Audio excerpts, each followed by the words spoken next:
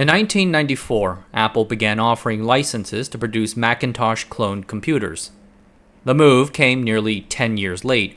Windows already had 80% market share then, leaving Apple with just about 7%. Apple had hoped to sign a big company. Instead, they got a small startup called Power Computing.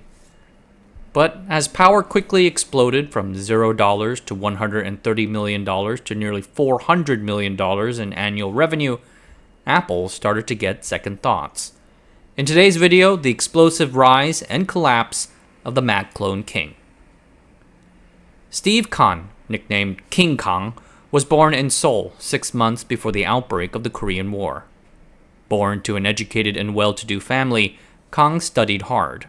He then moved to the United States to do a master's at the University of Michigan. He's described as moon-faced and of few words, a guy who gets straight to the point and just does things.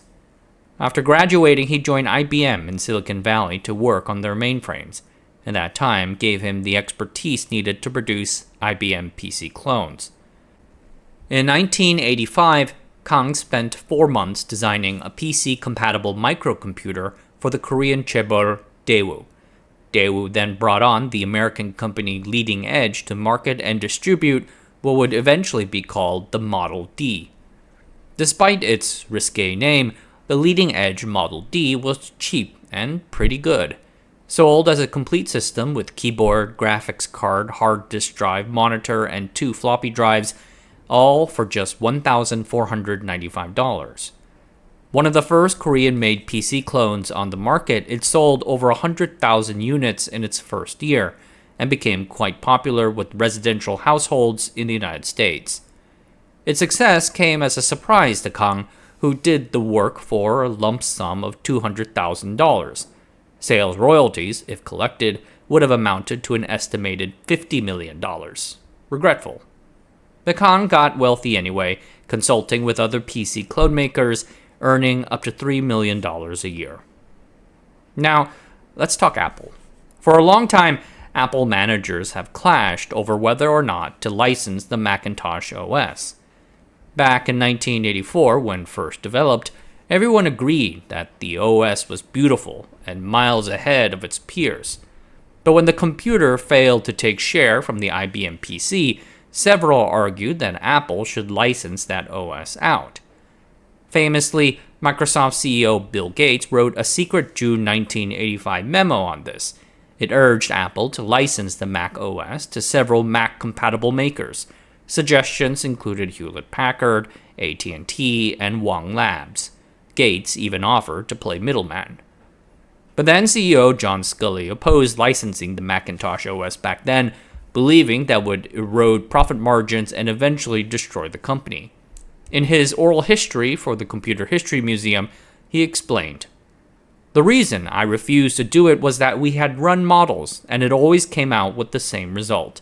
That unless we could get to about 25% market share, and unless we were able to price our operating system at a higher price than Windows, and unless we laid off what could be between 70 to 80% of our workforce, there was no way we could make money with the licensed model. For the reason that Bill Gates, in his brilliance of pricing, had purposefully kept the license fees for Windows at about $11 a copy to OEMs, and he made all of his profits back on Microsoft Office. Not an unfair statement to make. And in the second half of the 1980s, Apple's integrated strategy, high-end workstations, and strong position in schools and desktop publishing made it one of the most profitable computer companies. By the 1990s, however, things had changed. In 1990, Windows released the famous Windows 3.1 shell on top of DOS. It grew great inspiration from the Macintosh OS, attracting a lot of defectors from Apple. And then PC clone competition intensified with Dell, Compaq, Gateway 2000, HP, and IBM all putting out new products and software packages, not to mention the manufacturers in Japan, South Korea, and Taiwan. Apple, as the sole provider of Macs, struggled to keep up with all this. After a major PC price war in 1992, Apple's market share fell to just 7 to 8%, as compared to the 85+% held by the IBM PC ecosystem. Apple's gross margins, once as high as 51% in 1990, declined to just 25.5%.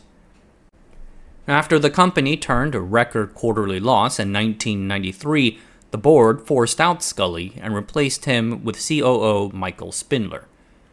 Spindler had before shot down various licensing offers, but now changed his mind. Yes, the ideal time had long since passed, but Apple needed the revenue. They had to lift its flagging market share, and a new Microsoft OS called Windows 95 loomed. So at the shareholders' meeting in January 1994, Spindler announced Apple was actively exploring licensing options, but the program launch took time because Apple wanted to sign a big partner like Motorola, Compaq, or IBM. Meanwhile, back in 1993, Steve Kahng was 44 years old, doing consulting work and looking for his next big opportunity. In September of that year, his friend Carl Amdahl, son of the legendary Gene Amdahl of Amdahl Corporation and Amdahl's Law, took him out to lunch in Cupertino. To this lunch, Amdahl had brought along El Sireno Piol, the vice chairman of the famed Italian computer company Olivetti. Olivetti wanted to fund a startup to make PCs running PowerPC, the chip architecture produced by Apple, Motorola, and IBM, and they wanted Kahng to run it. Kahng agreed, saying that he always wanted to run a systems company and put up $4 million of his own money along with Olivetti's $5 million to found Power Computing. The key thing was the operating system. The only major OS that ran on the PowerPC architecture was the Macintosh OS, and that means getting to and convincing Apple to grant them a license. In February 1994, Piol helped connect Kahng to Michael Spindler. Yet, as I mentioned earlier, Spindler and Apple wanted a big name to headline their licensing program, so they had little interest in having their first big Macintosh OS licensing partner be this random unknown company, which was then so small that Kahng had to bring along people from Olivetti so to look more legit. But Kahng was serious. As he negotiated with Apple, he hired away several of their top hardware engineers, particularly those who helped produce Apple's Power Macintosh computers, like Gary Davidian, John Fitch, Bob Hollier, and Carl Hewitt. Davidian recalls liking the work. The office was nearby, and they were doing things they had done before. Power Computing had the team started on a Macintosh clone prototype to show their seriousness and ability. The prototype was done by October 1994, and they supposedly got to exhibit it at the famed Las Vegas Comdex show the following month. It looked like a PC but ran Macintosh OS. To fit the Macintosh circuit board inside the PC-sized chassis, the engineering team cleverly cut it in half. Apple had promised a partner announcement by the end of the year, but those big partners were iffy because demand seemed so low. So by December 1994, Power Computing was the only candidate with an actual product on hand. So, somewhat reluctantly, Apple granted them the first license. Power moved fast, knowing that other companies were also receiving Macintosh licenses. Radius, a company led by a former Apple executive Steve Berger, Pioneer Electronic, and Daystar Digital got licenses soon after Power did, and Apple said that they hoped to have a dozen licensees by the end of 1995. Power's core business strategy was to run the Dell playbook but for the Macintosh ecosystem. They would aggressively sell to customers via mail order, cutting out middlemen like dealers and distributors. Selling mail order would also let them build computers to order. Power, like Kahng himself, was famously cheap. Rather than renting factory space, they borrowed a corner at a declining PC clone company called CompuAdd and started churning out computers there. The race was on. Kahng told the SF Chronicle in April 1995, "I have to be a billion-dollar company, shipping 1 million units a year. If you look at the PC business, none of the small guys survive. You grow or you're out of business. There's nothing in between." After working 7-day weeks, Power Computing's small 15-person team quickly brought its first product line to market in just 4 months. Reviewers found the Power 80, 100, and 110 to be almost identical to Apple's own Macintoshes. They ran just as fast, had the same ports and slots, and were compatible with Mac software. The biggest difference was price. Power's computers were 20% cheaper than Apple's. In addition to selling direct, Power Computing saved more costs by using standard Wintel components for the power supply, monitor, and chassis, including shrinking the Macintosh motherboard this time to fit inside a PC box. There were also a few subtle improvements. The first Power desktops can hold slightly more RAM, 200 megabytes compared to the 7100's max 136 megabytes, and they offered a CD-ROM that ran at about 4x speed, slightly faster than Apple's 2x offering. Maybe a less welcome addition was a bunch of preloaded software, said to be worth $800 or $1,200. Based on my own personal experiences with such arrangements, I'd say that bundle was worth a zip. Power got off to a hot start. By the end of 1995, they had sold about 50,000 units, half of what Kahng hoped, but twice as much as analysts expected. For each unit sold, Power paid Apple $50. From the very start, Apple was concerned that the Mac clones, they didn't like calling it that, but that was what it was, would steal revenue from them. In May 1996, Power Computing hit 100,000 total units sold. They had sold more units in their first year than Compaq, Gateway 2000, and Dell did in their first years combined. The company had grown to 500 employees large.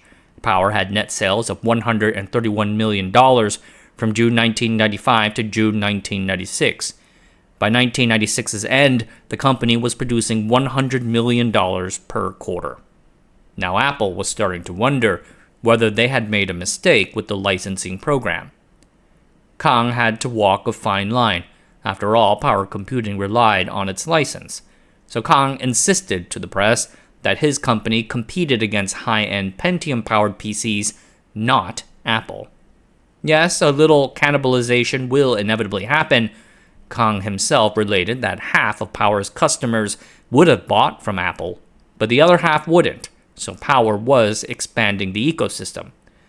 Jeff Burr, Power's VP of Sales and Marketing, said, "There's no question Apple is losing sales to us, but we're also expanding the Mac market."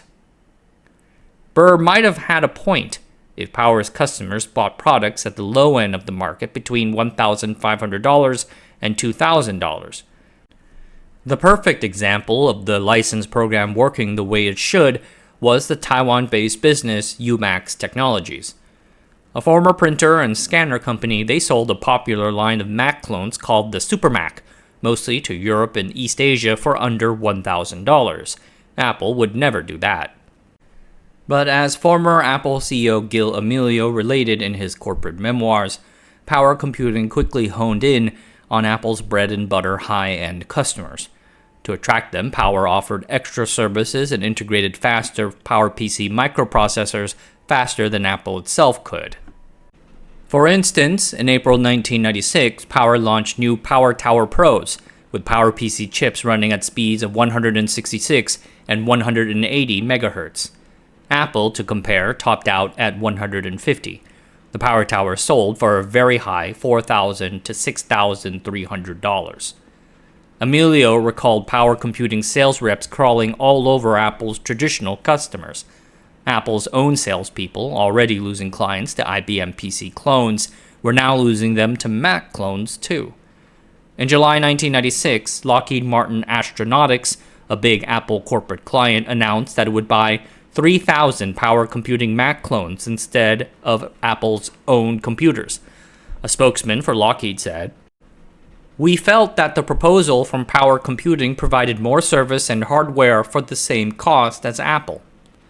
Power Computing won the $6 million deal in part because they agreed to load in certain special software extras that Apple wouldn't. Kahng told the press that had Power not won the deal, Lockheed would have gone to Windows. In 1997, Kahng hired Joel Coher, Dell's former president, to be his number two and do the same thing for Macs that Dell did for PCs.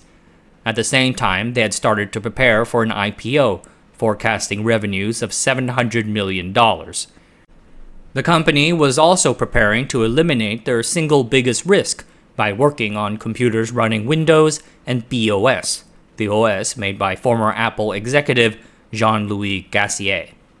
But as power computing's star rose, it became increasingly clear to Emilio and Apple that they were indeed losing profit on clone sales despite the $50 per unit license fee.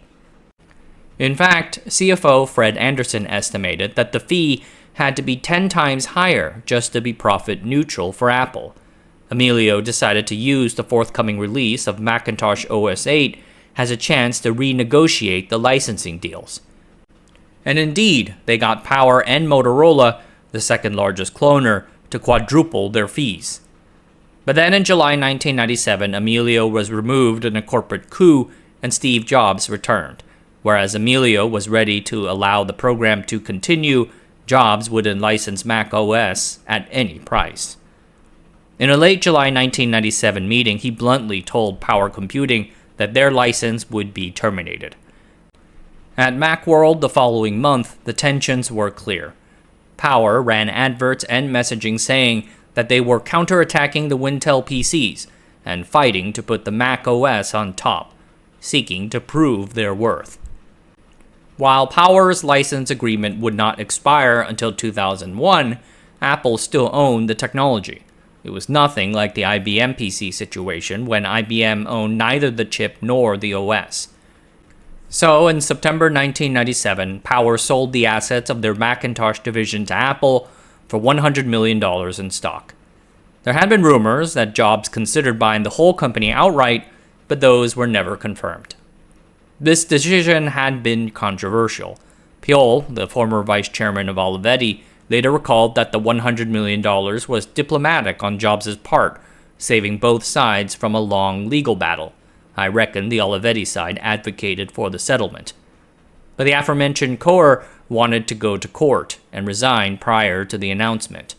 He later told the press that Apple's closing down of the Macintosh platform would turn it into a Galapagos island of uncompetitive products, not an unpopular view at the time.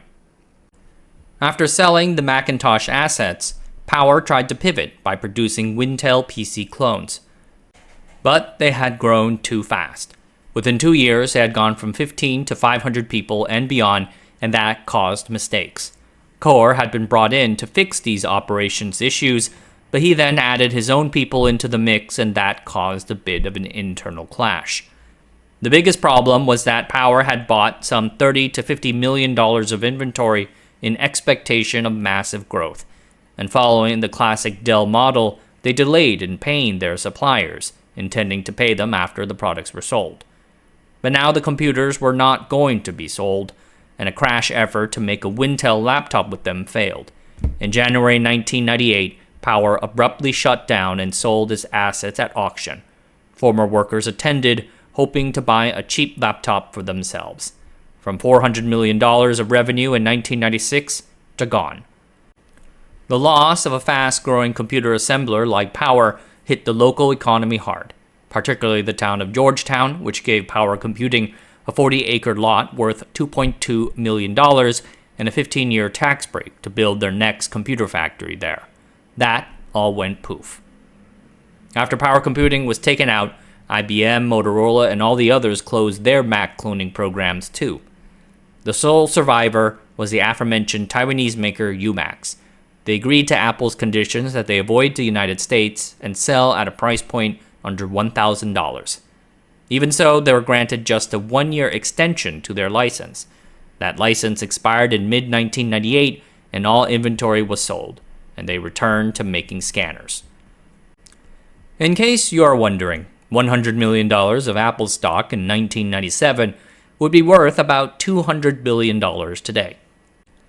Kahng himself was reported by the Korea Herald to have personally received the 3% stake in Apple. After Power Computing, Kahng went into venture capital and philanthropy through a family foundation.